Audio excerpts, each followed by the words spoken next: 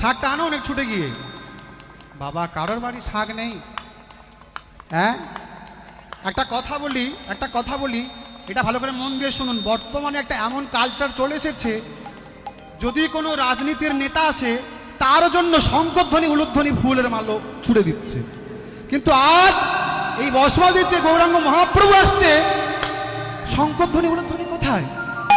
হিন্দু সনাতন ধর্মের লজ্জা এখানে যে কোথা থেকে কোন রাজনীতির নেতা আসছে এখানে, তার জন্য শঙ্করধ্বনি উলুধ্বনি। কেন উলুধ্বনি শঙ্করধ্বনি? কোনো নেতা মন্ত্রীর জন্য না, গৌরাঙ্গ মহাপ্রভুর জন্য, কৃষ্ণচন্দ্রের জন্য।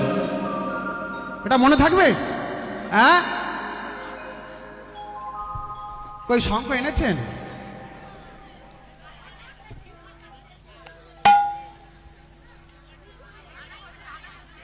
তা চলুন আমরা শুরু করি।